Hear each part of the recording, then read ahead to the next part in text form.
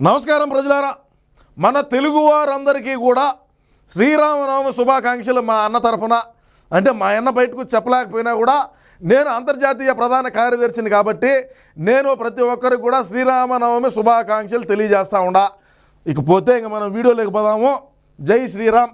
సరే, ఇప్పుడు మనం వీడియోలోకి పోయినట్టయితే, ఎందుకంటే నేను మా అన్న 177 స్థానాలు గెలిచాలా, 30 సంవత్సరాల పాటు అధికారంలో ఉండాలని కోరుకునేటువంటి వ్యక్తిగా నిన్న మా అవినాష్ రెడ్డి గారు అయితే ప్రెస్ మీట్ పెట్టడం జరిగింది. ఎందుకంటే సునీతారెడ్డి ప్రెస్ మీట్ పెట్టి ఆమె వివరించింది. ఆ వివరించడంలో మేము కూడా ఏదో ఒకటి చెప్పుకుంటే మేమే నిందితులు అయిపోతాం కాబట్టి అందుకోసం అని చెప్పి ఈ డ్రామా ఒకటి ఆడిదంతా ఏదో చేశాడు మావాడు. మొత్తానికి ఏమున్నదో మా సాక్షి పేపర్లోనే వచ్చింది.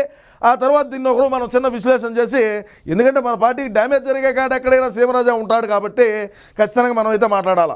ఇదంతా సిబిఐ సునీత ఆడుతున్న డ్రామా. వివేక కేసు సిబిఐ దర్యాప్తు లోపభయిష్టం. హత్య చేసినట్లు దస్తగిరే ఒప్పుకున్నాడు.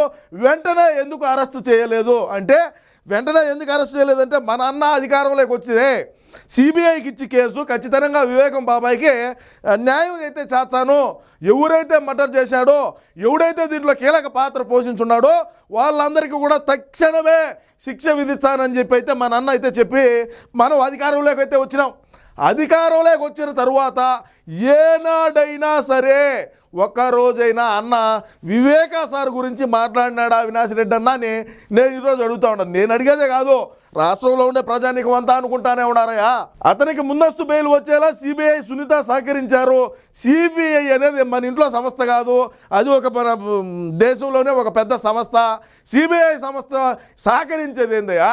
సిబిఐ సంస్థ నీకు సహకరించే కదా నువ్వు బయట ఉన్నావు, లేకుంటే నిన్ను మింగుదరని రాష్ట్రంలో ఉండే ప్రజలైతే అనుకుంటారు.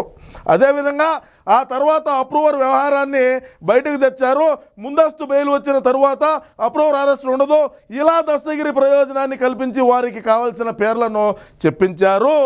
ఎంపీ అవినాష్ రెడ్డి, నీలో అంత కలేజా ఉంటే, మన పార్టీలో అంత కలేజా ఉంటే, ఎవడైతే వివేకా సార్ హత్యకు పాల్పడినారో వాడు ఎవడని చెప్పినారంటే నువ్వు కడప పార్లమెంట్ అభ్యర్థిగా గెలుస్తావు, అన్న 30 సంవత్సరాల పాటు అధికారంలో ఉంటాడని అవినాష్ రెడ్డి గారికి తెలియజేసుకుంటూ, మీ అమూల్యమైనటువంటి అభిప్రాయాన్ని కింద కామెంట్ రూపంలో తెలియజేయండి అని చెప్పి కోరుకుంటూ నమస్కారం.